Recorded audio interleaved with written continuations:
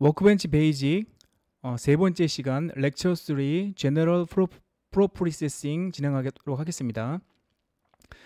제목에서도 마찬가지로 일반적인 전처리 과정, 프리 프로세싱을 말하거든요. 자, 그거에 대해서 오늘 배워보도록 하겠습니다. 자, 먼저 이번 장에서는 지오메트리, 기하학적 형상을 이제 불러오고, 그다음 지오메트리에 대한 것들을 좀 다뤄보도록 하고요. 그다음에 이제 컨택 부분, 그 이제 모델이 이제 또 떨어져 있는 경우에 이제 컨택을 이용해서 서로 이제 붙일 수가 있는데 그 조건을 어떻게 하는지, 그다음에 이제 코디네이트 시스템에 대해서 한번 설명을 좀 하고, 그다음 네임드 셀렉션을 해서 우리가 지정하려고 하는 엔터티들을 그룹화해서 선택하고 그다음 경계 조건을 주는 그런 방법들을 배우도록 하겠습니다. 그다음 오브젝트 제너레이터가 있는데, 오브젝트 제너레이터는 어떤 작업을 진행할 때 이거를 이제 반복적인 작업을 쉽고 편리하게 진행하는 이제 그런 방법입니다. 그다음에 이제 셀렉션 인포메이션에 대해서 한번 배워보고, 그다음에 이제 어펜딕스에서 좀 더 이제 세부적인 부분들을 다뤄보도록 하겠습니다. 자, 우선 우리가 이제 지오메트리에서 이제 프로퍼티를 보게 되면 그 지오메트리를 내가 솔리드 형상을 가져올 거냐, 아니면 서페이스 바디를 가져올 거냐, 그 다음에 라인 바디를 가져올 거냐, 그런 것들을 선택을 할 수가 있습니다. 그래서 요 지오메트리에서 프로퍼티 상태에서 얘를 체크를 하고 모델을 이제 가져오고, 그 다음에 이제 어닐리스 타입을 내가 3D 형상으로 할 거냐 아니면 2D로 할 거냐, 그것들을 결정할 수가 있습니다. 근데 우리가 2D로 할 경우에는, 잠깐만요. 우리가 2D로 할 경우에는 항상 제가 앞서도 말씀드렸던 것처럼, 자, 항상 그 2D인 경우에는 좌표계에 X, Y 축으로 모델링이 그려져야 됩니다. 만약에 이 축이 뭐 X고 뭐 Z다 상태에서 내가 평면을 그렸다, 얘는 이제 모델이 불러질 수가 없습니다. 어느 때 2D 상태에서는 그렇습니다. 항상 명심해 두시고, 자, 그 다음에 이제 솔리드 바디는 3D와 2D를 이제 포함을 합니다. 그래서 이제 기본적으로 요소는 리니어 요소가 있고요. 리니어 요소라고 하는 건 뭐냐면 미드 포인트를 갖지 않는 그 요소를 리니어라고 합니다. 그 다음에 이제 그 고차 요소, 쿼드레틱 엘리먼트 같은 경우는 요런 형상을 이제 갖죠. 이렇게 육면체 요소의 그 미드 포인트를 갖습니다. 미드 포인트라고 하는 거는 이제 요런 요소들을 이제 미드 포인트라고 하고요. 요 미드 포인트를 갖는 그런 요소들을 지원을 해줍니다. 기본적으로는 2차 요소로 항상 메시를 해줍니다. 자, 그 다음에 이제 3D 요소는 3D 요소인 경우에는 항상 그 2D인 경우, 3차원인 경우, 3D인 경우에 세 개의 병진 자유도, 그럼 UX, UY, UZ의 자유도를 갖고 있고요. 자유도라고 하면 움직이는 정도를 얘기하거든요. 움직이는 정도.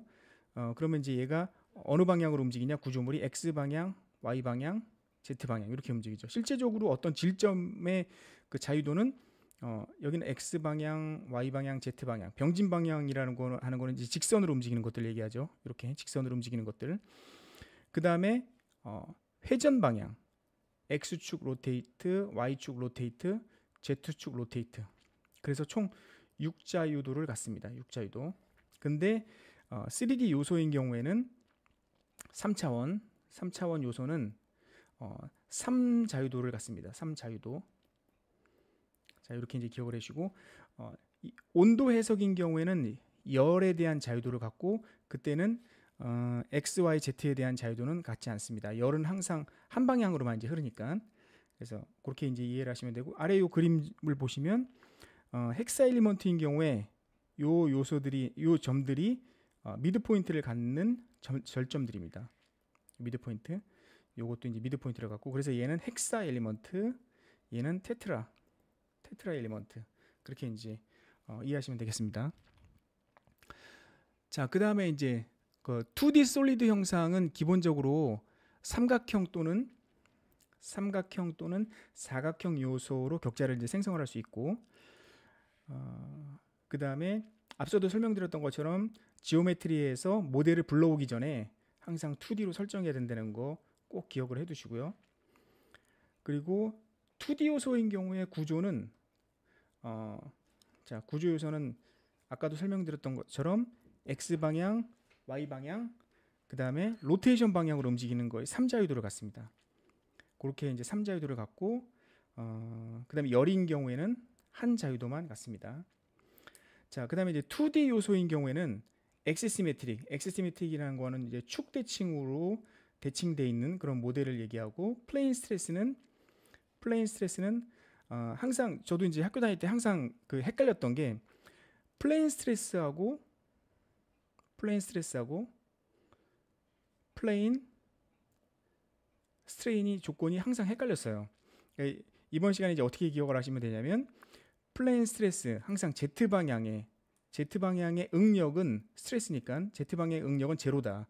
스트레인은 Z 방향의 스트레인이 제로다. 그러니까 이 얘기는 무슨 얘기를 하냐면, 두께가 매우 얇기 때문에 자, 응력의 방향이 Z 방향의 응력을 제로로 가정하는 거예요. 그럼 성분이 시그마 XZ, 뭐 시그마 YZ의 성분은 제로가 되는 거죠. 이렇게. 그런 조건들은 얇은 박판인 경우, 그런 것들을 플레인 스트레스 조건이라고 하고, 플레인 스트레인은 두께 방향으로 매우 커서, 예를 들어 이제 댐 같은 경우가 요런 경우죠. 예. 요런 경우 두께 방향으로 굉장히 길죠.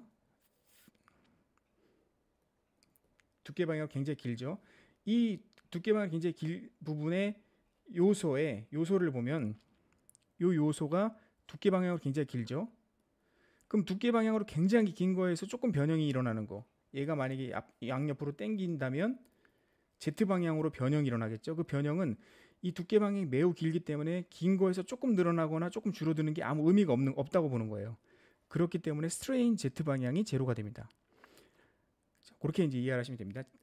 스트레스 조건은 얇은 박판, 그 다음에 플레인 스트레인은 매우 두꺼운 조건.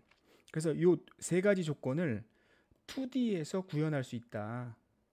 이미 이런 것들을 200년, 300년 전에 엔지니어들이 고전역학에서 이런 것들을 다루었습니다. 네, 참고로 이렇게 알아두시고, 자, 그 다음에 이제 서페이스 바디는 얘는 이제 쉘을 얘기하고요. 그 다음에 이제 지오메트리 자체가 뭐 2D로 면을 만들지만 결국에는 얘가 3차원 공간 안에 있는 거다. 그렇게 이제 볼 수 있고, 우리가 서페이스를 따도 이렇게 서페이스를 따도 이 서페이스 자체도 3차원 공간에 있는 거다. 이제 그렇게 이해를 하십니다. 얘는 실제로는 두께는 가지고 있지 않습니다. 두께는 가지고 있지 않고 얘는 속성으로 늘 수가 있어요. 속성으로. 어떻게 보면 이 자동차도 표면만 가지고 있죠. 표면만 가지고 있는데, 이 표면만 가지고 있는 것에 이제 메쉬를 입히게 되면 미세하게 두께를 지정할 수 있는데, 이 두께는 속성으로 지정을 할 수가 있습니다. 그리고 라인, 이거를 뭐라고 하냐면 서페이스, 이 면이라고 하기 때문에 얘를 서페이스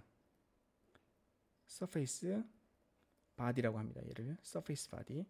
자, 그 다음에 라인은 실제적으로 이렇게 점과 점으로 이어져 있는 요 라인들, 요 직선들을, 직선에다가 우리는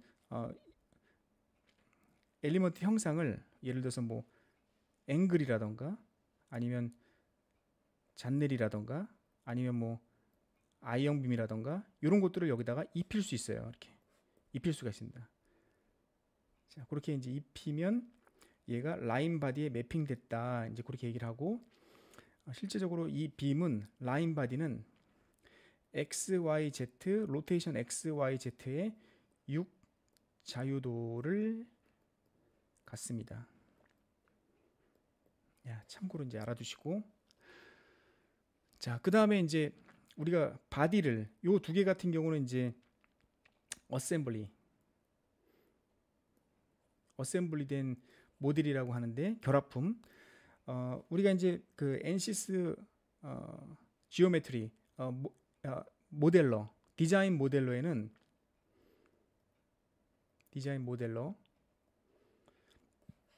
모델러에서는 바디가 최소 단위예요. 최소 단위.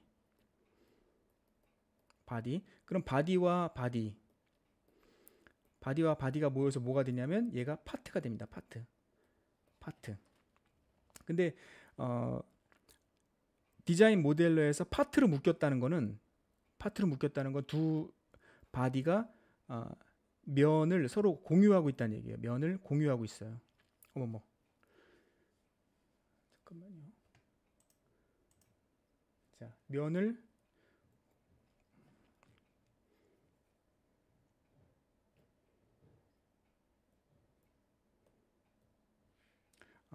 공유하고 있답니다.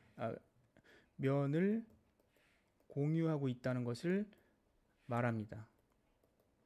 면을 공유하고 있다는 얘기는 뭐냐면 면과 면이 있는데 얘가 공유됐다는 것은 실제로 얘가 이렇게 됐다는 얘기죠. 이 면이 이렇게 됐다는 얘기죠.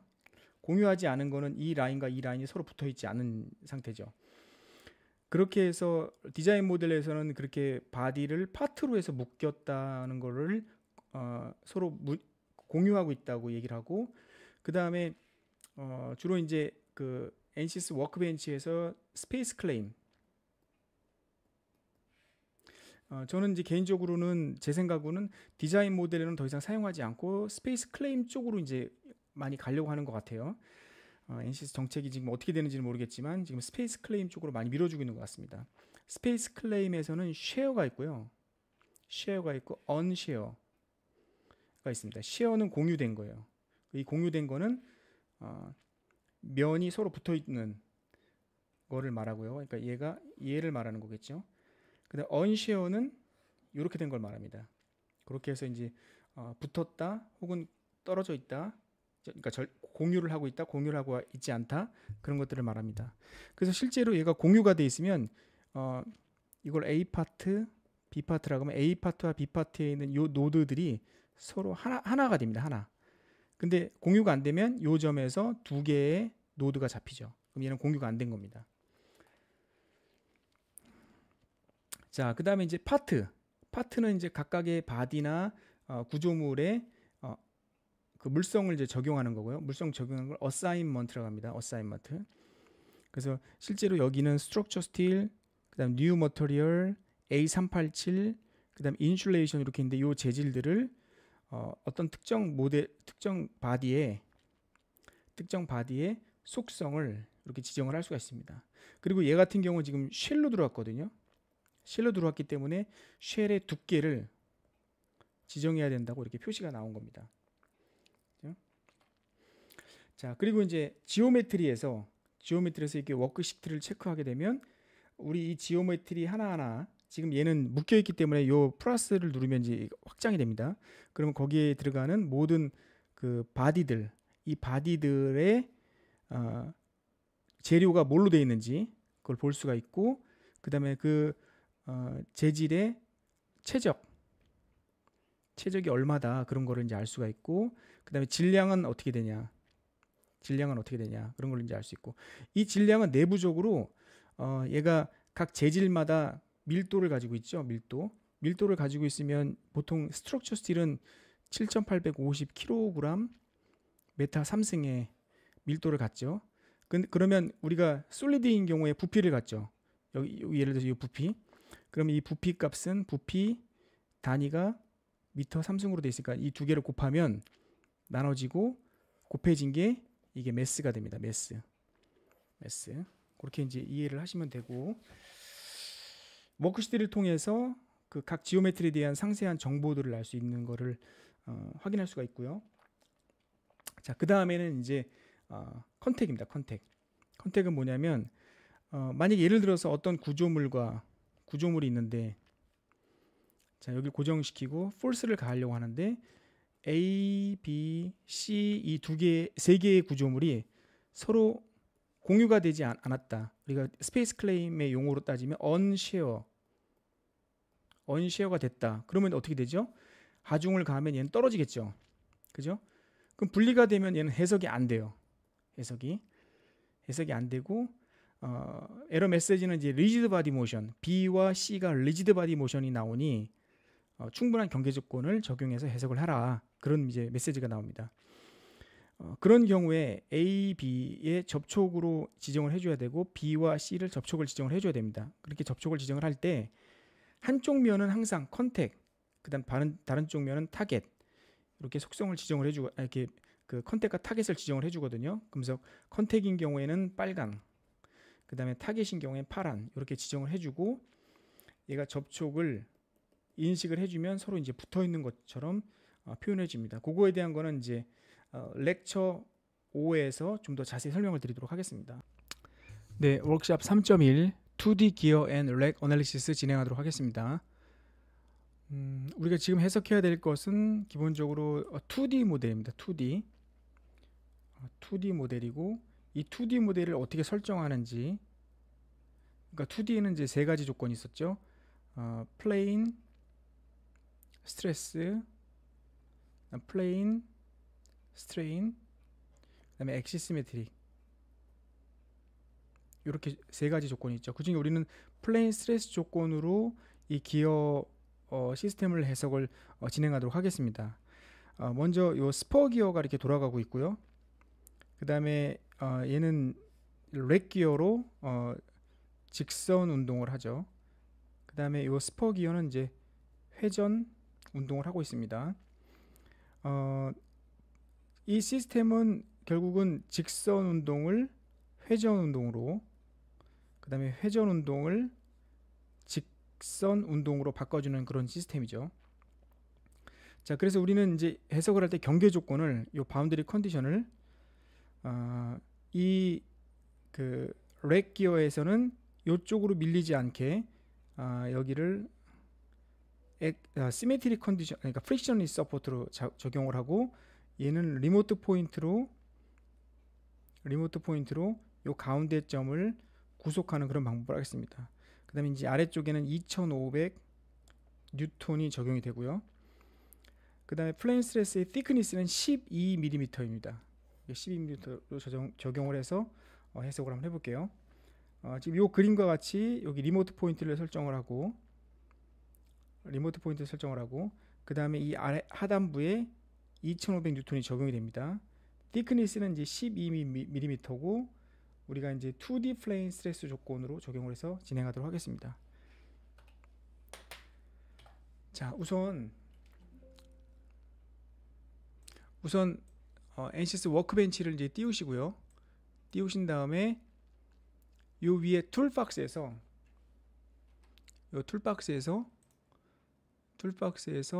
스태틱 스트럭처럴, 요 부분을 긁어서 여기다 이제 갖다 넣습니다. 놓고 그 다음에 지오메트리에서 일단 지오메트리를 여기를 2D로 바꾸고요. 그리고 브라우저에서 2D 기어셋 2D 얘를 선택하고 열기를 하면 됩니다. 그러면 이제 요 창으로 이렇게 열려지겠죠. 지금 저희가 예제로 다루고 있는 파일들은 다 경로를 지정을 해서 파일을 받아가실 수 있게끔 그렇게 지원을 해드리도록 하겠습니다. 자, 메시에 대한 것들은 그냥 디폴트로 진행을 할 거고요. 그 다음에 커넥션, 두 바디가 떨어져 있기 때문에 커넥션으로 연결을 해주기 위해서 여기를 살펴봅니다. 근데 본디드로 하면 완전히 묶여 있는 거기 때문에 본디드로는 하지 않고 노 세퍼레이션으로 슬라이딩은 일어날 수 있게끔 그렇게 이제 설정을 하고, 스태틱 스트럭처럴에서 렉 기어의 제일 끝 면을 실제로 라인이지만 우리가 그 2D에서는 여기를 이제 면이라고 이제 볼 수도 있죠. 프릭션리스 서포트로 잡고 그 다음에 이제 모델에서 이 안에 있는 홀을 선택한 다음에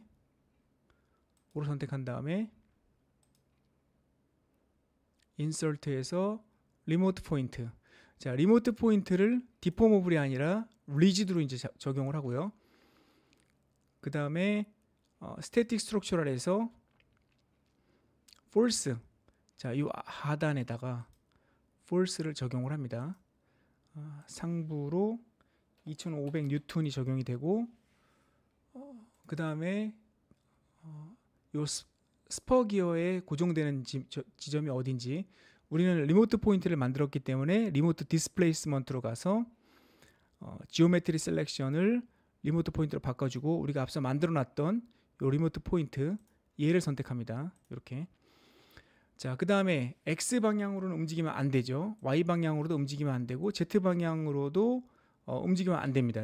이렇게 고정을 시키고, 그 다음에 이 지오메트리의 thickness가 1000mm가 아니고 12mm죠. 자, 그럼 메쉬를 하면 메쉬 들어가기 전입니다. 메쉬 들어가기 전의 형상은 이렇지만 메쉬를 하게 되면 자, 이렇게 두께를 갖는 형상을 이제 볼 수가 있는데, 지금 여기 보면 디스플레이에서 shell thickness and beam 이렇게 되면 이제 그 두께 효과를 고려한 상태로 모델을 볼 수가 있습니다. 자, 그 상태에서 우리가 기본적으로 토탈 디포메이션, 그 다음에 스트레스, 이퀴밸런트 스트레스, 그리고 우리가 이제 반력을 보기 위해서 프로브.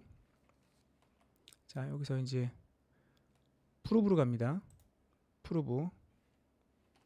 자, 프로브에서 force moment reaction. 자, 모멘트 리액션 어디냐면 우리가 리모트 디스플레이스먼트 잡았던데 그 위치로 해서 해석을 진행을 하면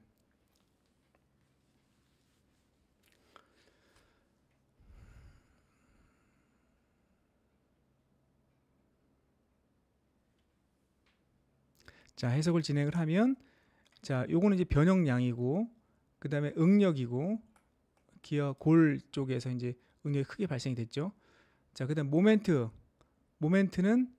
약 한 9334 뉴턴 밀리미터의 모멘트가 발생됐습니다. 그래서 이 시뮬레이션 결과로 확인해 봤을 때 우리는 2500 뉴턴의 어떤 하중을 들어올리는 기 위해서는 요 스퍼 기어의 모멘트 값이 혹은 토크 값이 약 한 9334 뉴턴 밀리미터 정도의 힘이 적용되면 들어올 수 있는 걸로 그렇게 이제 볼 수가 있습니다. 네, 그래서 워크샵 3.1을 마치도록 하겠습니다. 감사합니다. 자, 다음은 이제 코디네이트 시스템. 코디네이트 시스템은 좌표계를 얘기하거든요. 좌표계. 그러니까 결국에는 이 좌표계는 뭐냐면 사용자와 이것을 보는 사람, 관찰자라고 해야 되나요?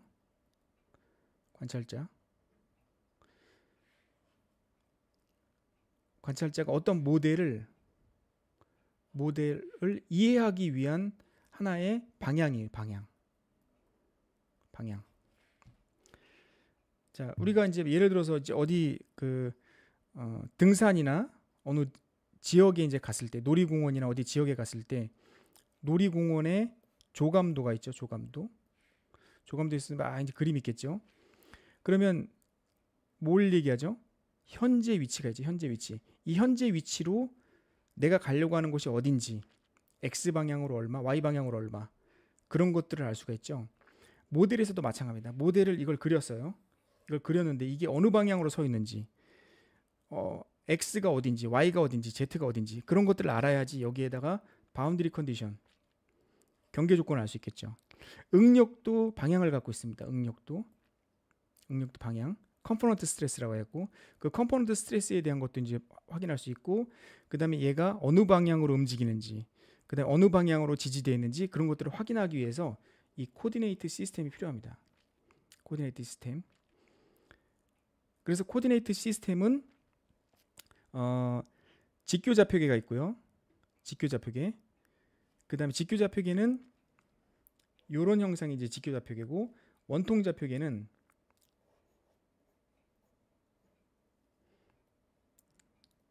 아이고.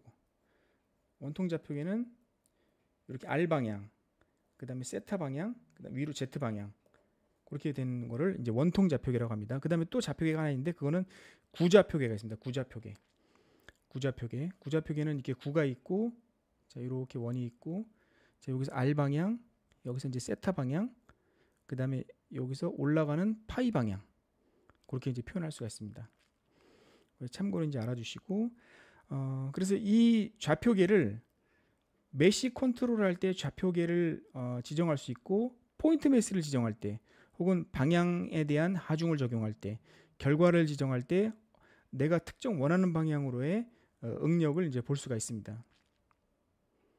뭐 당연히 좌표계 이름 같은 경우를 지정해서 변경할 수 있고, 그 다음에 디스플레이 탭에서 이렇게 디스플레이 탭에서 All Coordinate System 하면 모든 코디네이트 시스템을, 정의한 코디네이트 시스템을 한 번에 확인할 수가 있습니다. 자, 좌표계 생성 방법은 아웃라인 트리에서, 자 여기 보면 코디네이트 시스템을 체크를 해갖고, 체크를 하면 이제 코디네이트가 만들어지거든요. 그 코디네이트를 시스템을 카티지안으로 할 거냐, 실린더로 할 거냐, 아니면 스페리컬로 할 거냐. 그리고 이거 기하학적 형상, 지오메트리를 선택해서 할 거냐, 아니면 위치로 이동해서 할 거냐, 그런 걸 정할 수 있고, 축은 그럼 어느 방향으로 할 거냐, X축은 글로벌 X 방향으로 할 거냐, 뭐 Y축은 어디로 할 거냐, 그런 것들을 이제 정할 수가 있고요. 그 다음에 생성된 좌표계를 뭐 X 방향으로 이동할 거냐, 뭐 Y 방향이냐, 회전할 거냐, 그런 것들을 여기서 정의를 할 수가 있습니다. 기본적으로 그러니까 이렇게 이해하시면 돼요. 기본적으로 내가 글로벌 좌표계가 있고요. 이 글로벌 좌표계 기준으로 또 다른 로컬 좌표계를 만든다고 생각하시면 돼요. 로컬 좌표계를. 얘는 기준이죠. 기준이고 얘는 로컬이 되죠. 로컬 좌표계. 자, 그 다음에 이 로컬 좌표계를 가지고 우리는 여기서도 원통 좌표계, 직교, 원통, 구 좌표계로 나눠서 지정을 할 수가 있습니다. 이렇게. 자, 그 다음에 이제 네임드 셀렉션. 네임드 셀렉션은 기본적으로 경계 조건, 그 다음에 응력, 이런 것들을 정의할 때 내가 선택된 네임드 셀렉션으로 선택된 부분만 선택해서 경계 조건을 정할 수 있고, 내가 선택된 부분만 응력을 확인할 수도 있어요. 그러니까 예를 들면 자 이렇게 모델이 이렇게 있는데, 색상을 좀 바꿔서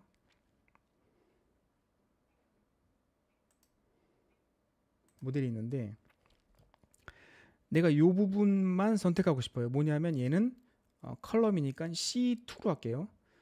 자, 그 다음에 얘는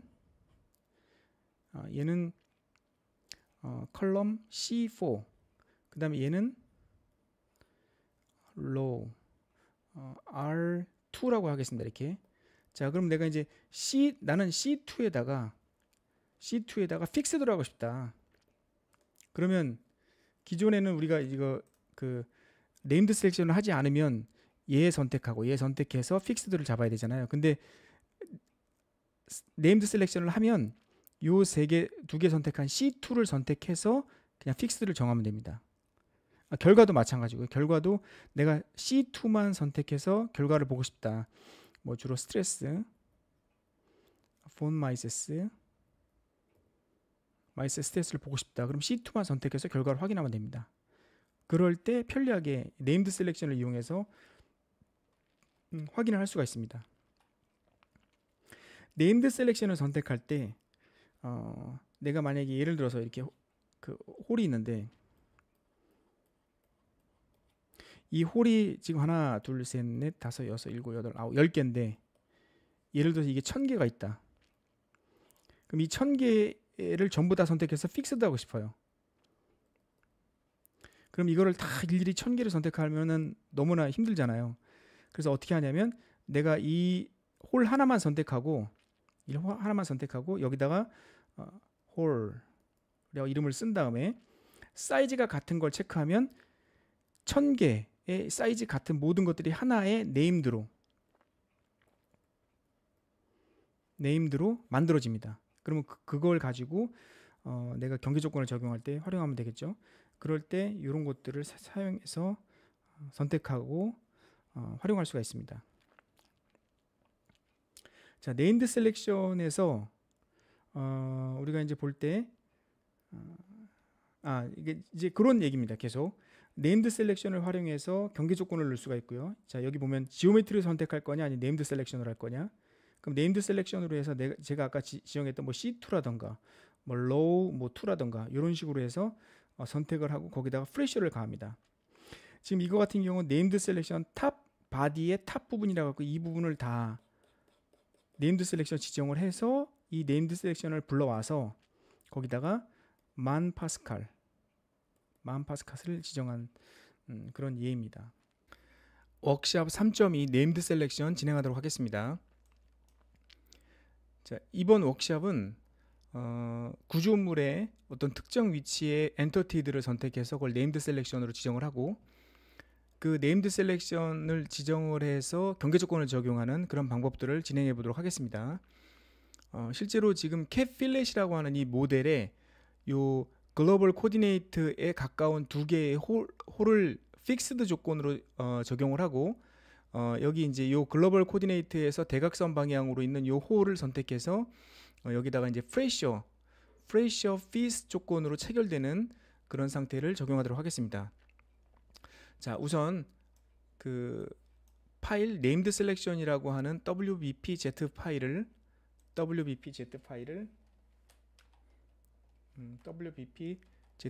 이렇게 두 번 클릭해서 여시던가 아니면은 열기로 해서 여시면 됩니다. 열면 이렇게 모델이 이제 열리고 여기서 모델에서 Mechanical Application 모델의 에디트를 통해서 열 수 있고 아니면 얘를 두 번 클릭해서 여시면 됩니다.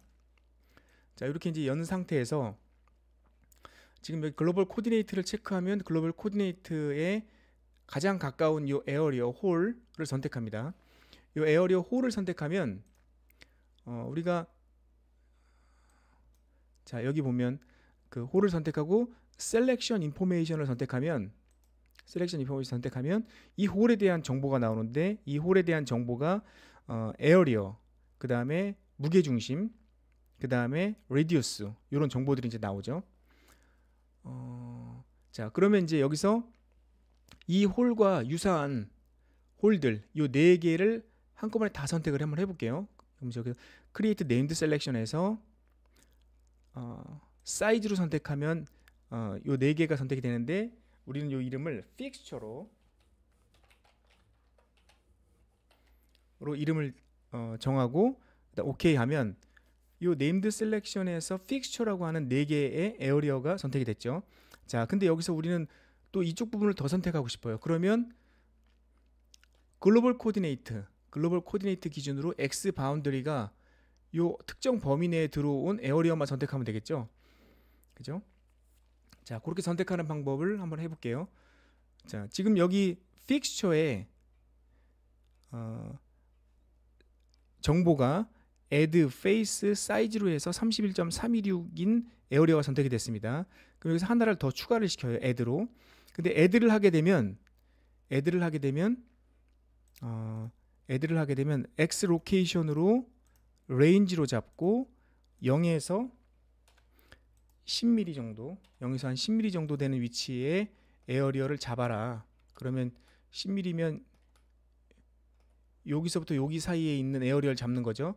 자, 그러면 이제 어떻게 되냐면 제너레이트 하게 되면 여기에 걸쳐 있는 모든 에어리어가 다 잡히죠. 우리는 이 옵션을 add로 했기 때문에 그렇습니다. 근데 이 add 하지 말고 필터를 하게 되면 우리가 앞에 선택된 거에서 거기서 또 다시 선택을 합니다. 필터면. 그러면 이 상태에서 제너레이트 하게 되면 픽스처에 두 개의 에어리어만 선택이 되죠. 그죠? 두 개의 에어리어가 선택이 되고, 자, 그 다음에 이제 또 하나 이 부분을 선택을 해서 여기를 create named selection으로 선택을 하고 얘 이름을 press fit 이라고 정합니다. 그 상태에서 얘만 선택할 거니까 다른 건 하지 말고, 그러면 이제 두 개의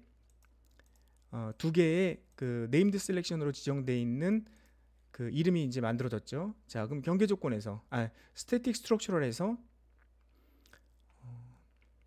픽스드 서포트를 하고, 픽스드 서포트에서 스코핑 메서드를 네임드 셀렉션으로 하면, 우리가 네임드 셀렉션으로 만들어 놓은 픽스처 이 부분을 선택을 합니다. 그럼 여기가 픽스드가 됐죠. 자, 그 다음에 이제 프레셔 부분은 여기도 마찬가지로 지오메트리 셀렉션을 네임드 셀렉션으로 바꿔주고, 네임드 셀렉션을 fit로 선정한 다음에, 자, 얘를 컴포넌트로 바꿔줍니다. 그러니까 x 방향으로 2메가파스칼, z 방향으로 1메가파스칼을 적용하는 이런 상태죠.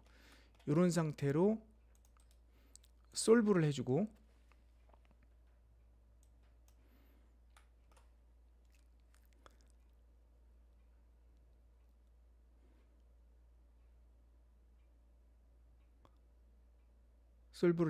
이제 솔빙이 이제 다 완료가 됐습니다. 그럼 여기서 토탈 디포메이션, 그 다음에 스트레스에서 이퀴벌런트 스트레스 이렇게 체크를 해주고, 다시 evaluate all results 하게 되면 결과가 이렇게 만들어지죠. 이렇게 네임드 셀렉션을 이용해서 우리는 효과적으로 엔터티들을 선택하고, 그 선택된 걸 가지고 경계 조건에 적용해서 해석에 반영할 수 있는 그런 것들을 배워봤습니다. 자, 그 다음에 이제 오브젝트 제너레이터가 있습니다. 이거는 뭐냐면 내가 작업했던 거를 편리하게 자동으로 작업을 해줘요. 그러니까 한 가지 작업, 그러니까 여러 가지 작업해야 될 거를 하나 작업을 통해서 얘가 제너레이터하는 이제 그런 방법입니다.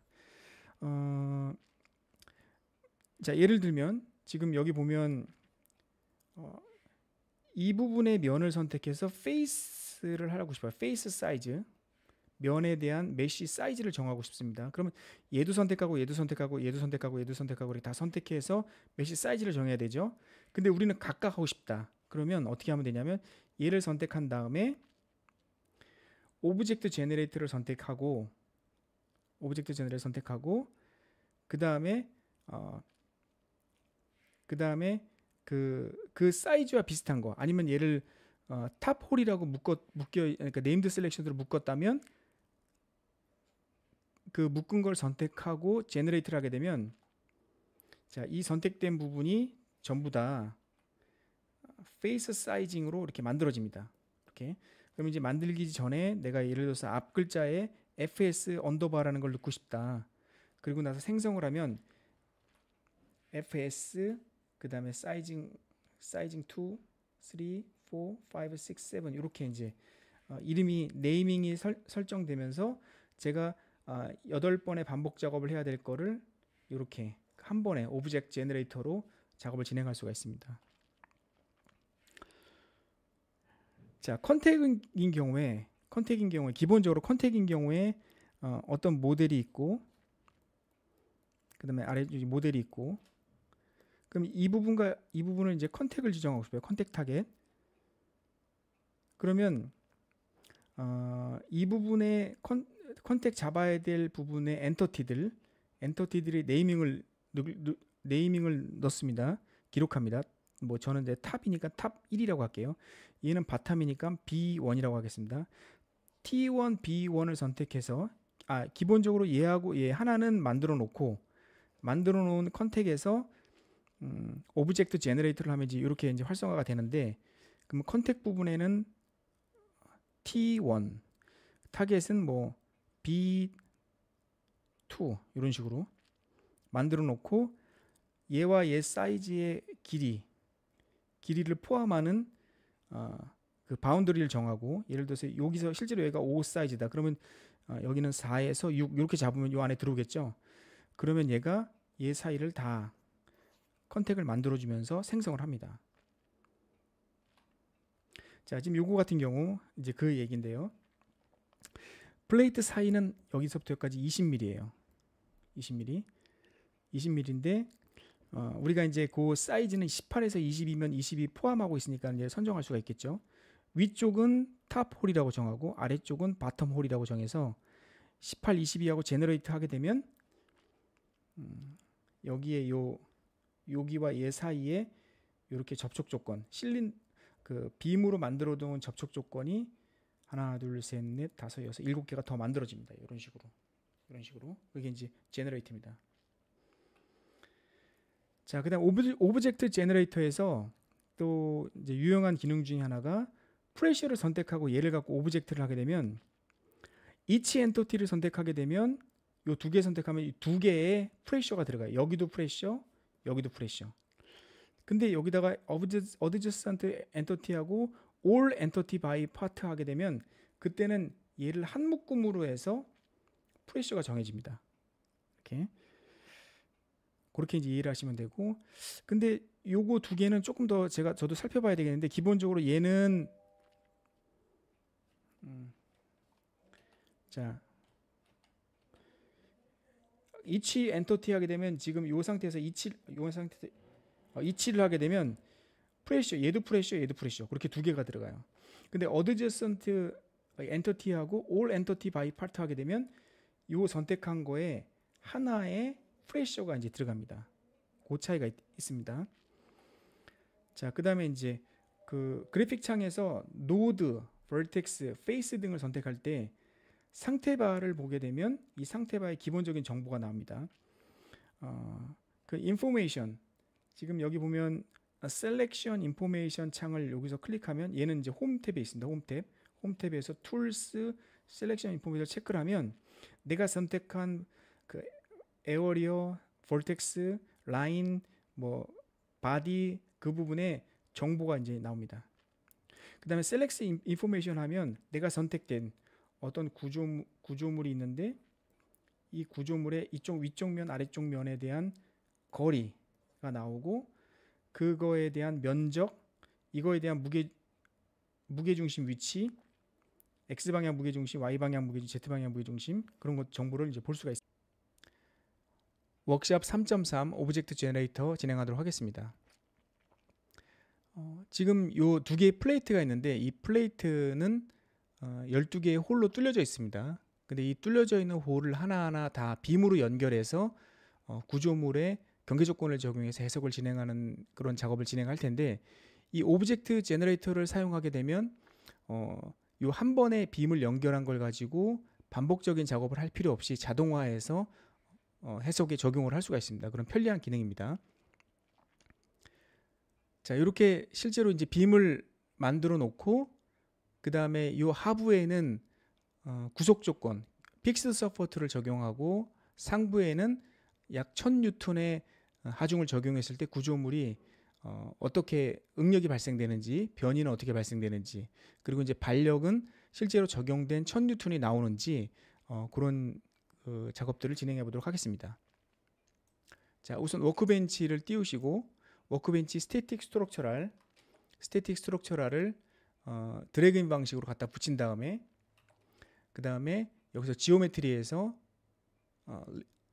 브라우저, 그다음 볼트 플레이트를 선택을 하시고 그다음 모델에서 에디트 혹은 얘를 두 번 클릭해서 미케니컬 어플리케이션 부분을 활성화시켜서 엽니다.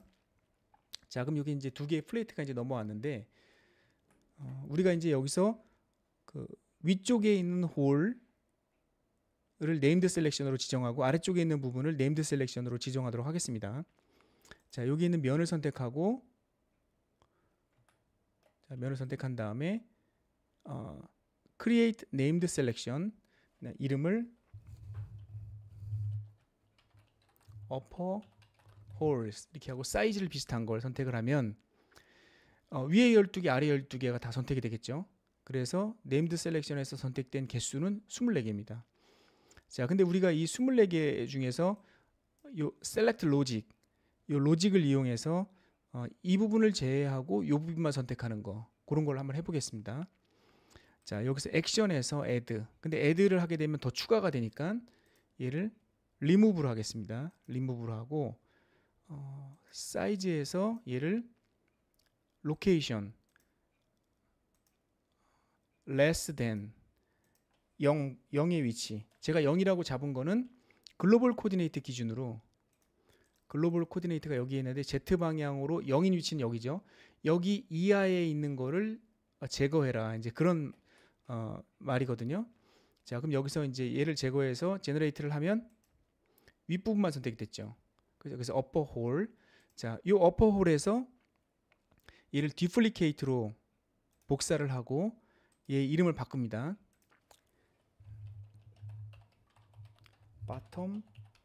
bottom holes 이렇게 잡고, 이번에 select 로직을 제거하는데 less than이 아니라 greater than 하게 되면 0보다 더 큰 거 이상은 다 제거해라. 그럼 이쪽 부분이 제거되면서 여기가 선택이 됐겠죠. 자, 이렇게 됐죠. 자, 확인해 보면 upper holes는 상부에 12개, 그 다음에 bottom holes는 하부에 12개, 이렇게 빨간색으로 12개가 선택된 걸 볼 수 있죠. 자, 그 다음에 이제 커넥션에서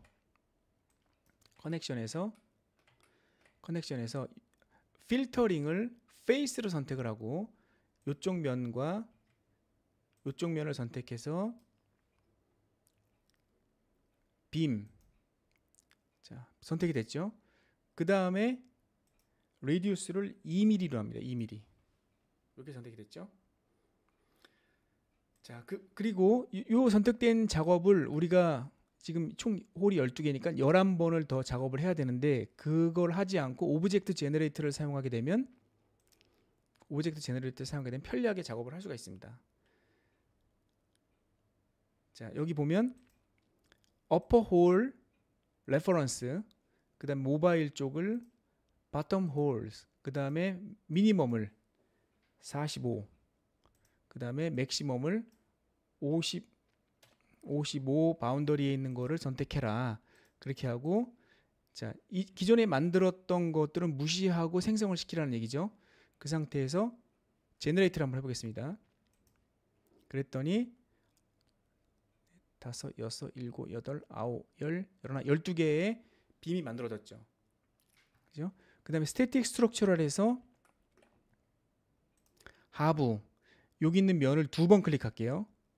2번 클릭하면 이렇게 연결되어 있는 부분이 선택이 됩니다. 자, 근데 얘하고 얘를 2번 클릭했는데 얘는 왜 선택이 되냐면 얘는 이제 꺾였죠. 이렇게 꺾인 부분은 선택이 안 되고 부드럽게 이렇게 곡면이 연결되어 있는 부분이 이렇게 2번 클릭하면 한꺼번에 선택이 됩니다. 2번 클릭해서 픽스드 서포트로 잡아주고, 자, 상부면을 선택해서 false로 Z 방향으로 마이너스 1000을 갑니다. 자, 그 상태에서 솔루션에서 토탈 디포메이션, 그 다음에 스트레스는 이퀴벌런트 스트레스, 그 다음 우리가 요 픽스드 서포트 잡은 부분을 그대로 갖다가 넣으면 여기가 이제 false 리액션으로 반력을 볼 수가 있어요. 자, 그 상태에서 얘를 솔브로 한번 해봅시다.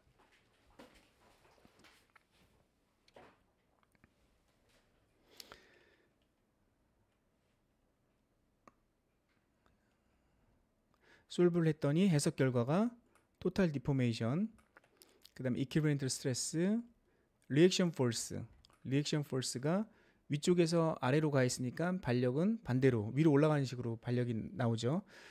그랬더니 반력이 Z 방향으로 1000N이 나왔네요. 우리가 적용한 force 값이 반대로 Z 방향으로 나온 걸 확인할 수 있죠. 근데 X 방향, Y 방향에 마이너스 2.2771 2의 마이너스 11승, 그 다음에 Y 방향으로 2.9106 2의 마이너스 11승이 나왔는데 이 값은 거의 0에 가깝기 때문에 무시해도 됩니다. 자, 그리고 이번에는 이제 요 빔의 반력들을 한번 계산해 볼게요.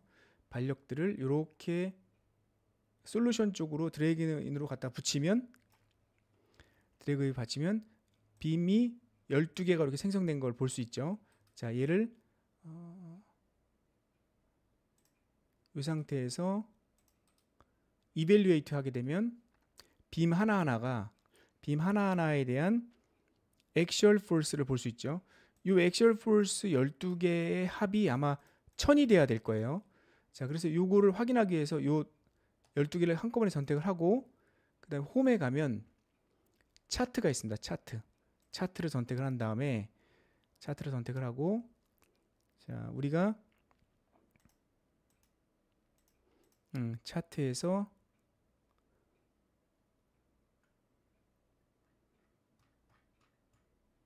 자, 이 차트를 클릭을 해보면 이렇게 각 빔 A, B, C, 그래서 총 12개의 빔들의 반력을 볼 수 있거든요. 액츄얼 포스를.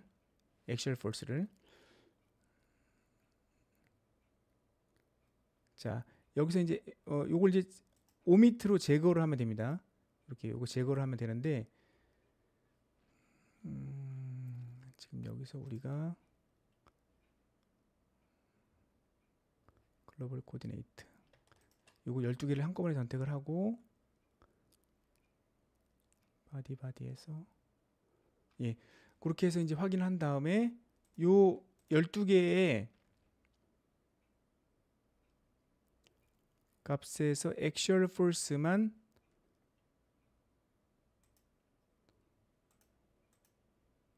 테이블로 데이터.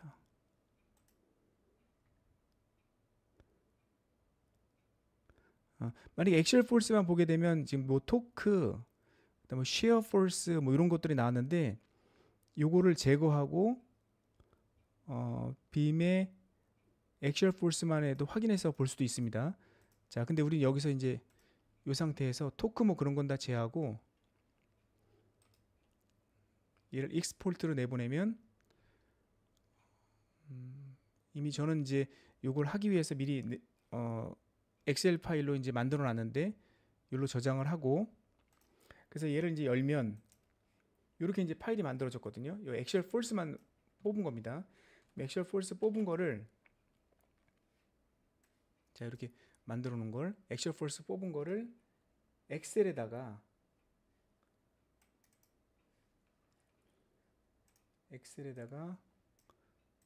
붙여넣기를 하고, 자 그다음에 이제 토탈 포스는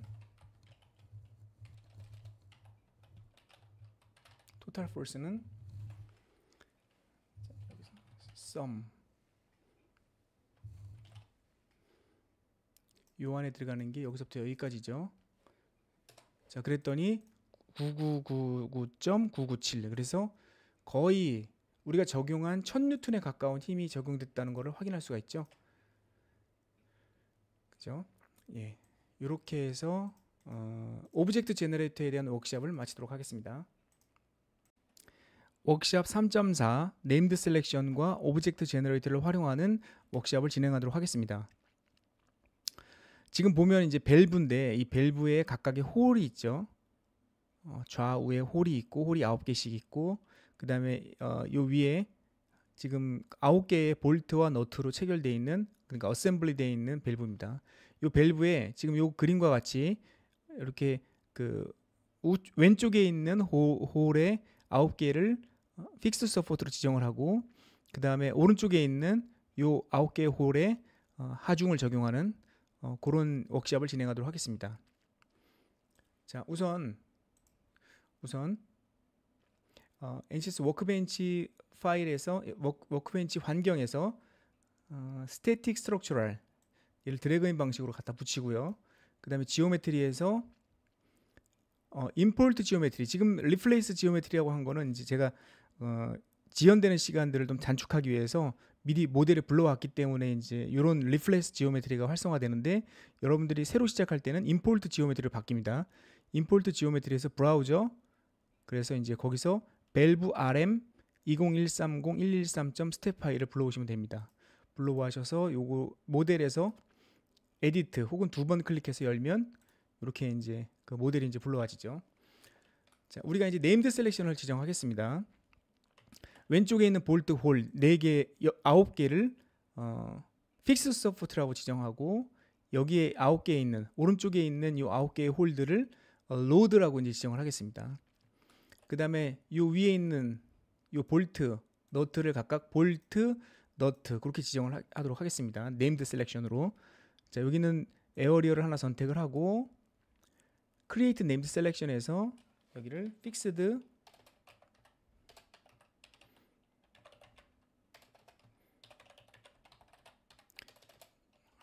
서포트라고 하고 사이즈 같은 거를 선택하면 그 다음에 축으로 Y축으로 같은 위치에 있는 이거를 체크하지 않으면 여기 9개 여기 9개 그렇게 총 18개가 선택이 됩니다. 체크를 해제하고 한번 해볼게요. 자 그러면 네임드 셀렉션은 픽스드가 18개가 선택이 됐죠. 우리가 선택하려고 한 거는 이게 아니니까 여기서 필터링을 통해서 할 수도 있고 필터링을 통해서 자, 여기서 필터 혹은 리무브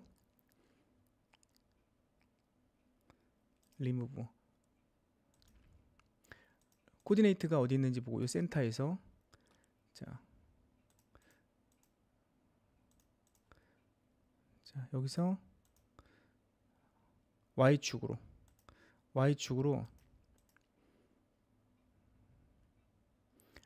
greater than 0보다 크면 얘는 제거해라.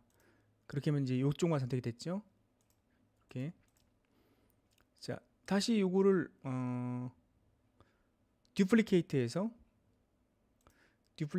요거의 이름을 로드라고 하고 로드는 리무브에서 greater than이 아니라 less than 하게 되면 이 부분 9개가 선택이 됐죠.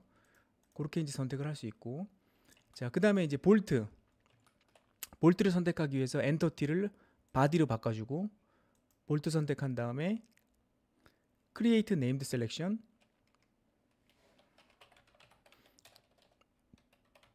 볼트 사이즈로 이렇게 하면 볼트가 9개가 선택이 됐죠. 이번엔 또 이제 너트 create named selection에 너츠라고 하고 사이즈가 같은 거 그럼 너츠 9개가 선택이 됐습니다. 자 메쉬에서는 이 볼트와 너트를 활용할 건데 우리가 볼트를 하나 선택을 하고 사이징에서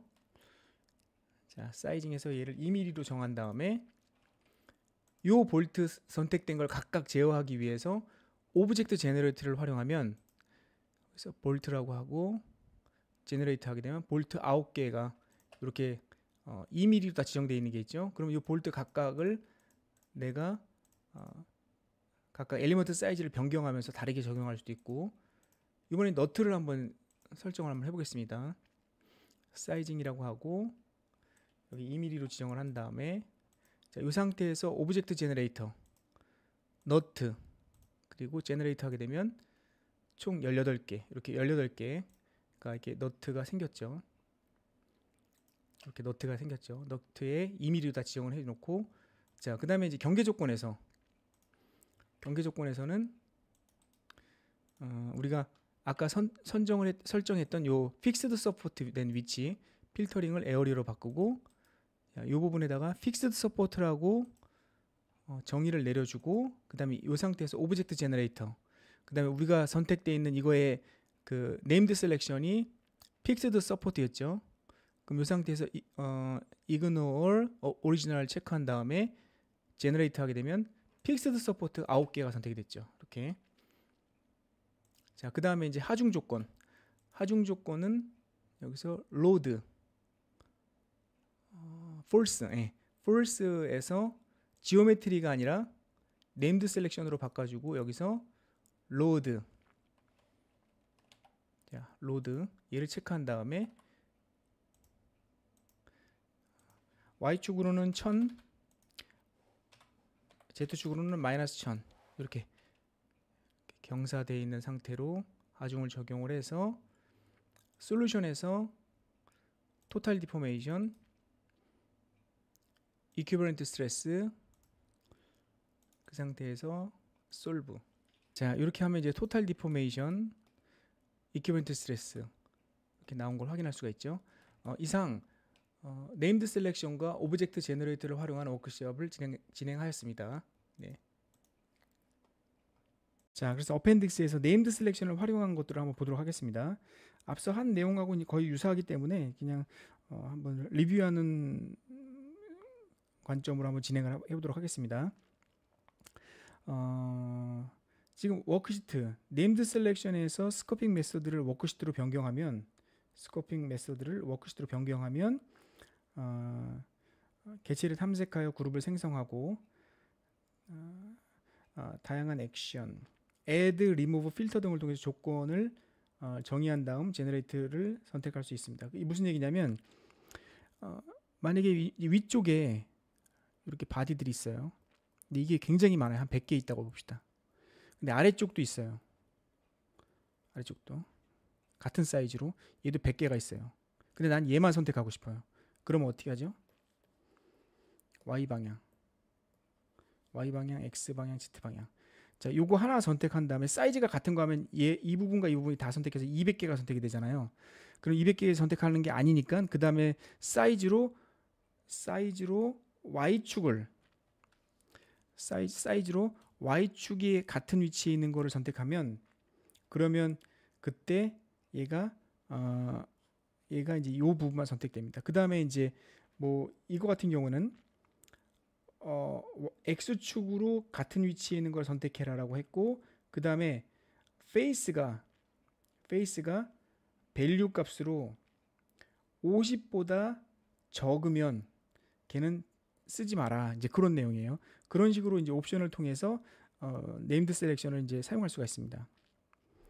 이렇게 add를 통해서 타입이 같은 거, 로케이션이 같은 거, 이걸 뭐 제거하든지 합치든지, 디스턴스가 어느 위치에 있다던가 이제 그런 것들을 선택해서 이렇게 내가 원하는 위치에 혹은 내가 원하는 엔터티들을 네이밍을 할 수가 있습니다. add, remove, add 이런 방법을 통해서 이제 할 수가 있죠. 자, 우리가 네임드 셀렉션은 지오메트리만 할 수 있는 게 아니라 노드들도 특정 위치를 선택을 해서 그 부분을 선택해서 네이밍을 할 수가 있습니다. 그럼 이 네이밍된 부분에 우리가 하중 조건을 적용해서 이제 해석을 할 수가 있죠. 실제로 여기 이런 기능이 없다면 지오메트리 리페어하는 기능에서 모델을 잘라야 되겠죠. 잘라서 이 면에다가 우리가 이제 하중을 적용하던가 이제 그래야 되겠죠. 근데 우리가 노드를 선택할 수 있기 때문에 이 부분에다가 이제 힘을 가할 수가 있습니다. 자, 이렇게 add, 그다음에 body, size, type, location. 그다음에 요거 이제 연산이죠. 이거보다 큰 거는 없애라. 요거 큰 거는 뭐 추가해라. 뭐 그런 것들을 적용해서 이제 다양하게 네임드 셀렉션을 할 수가 있습니다. 네, 여기까지 진행하겠습니다.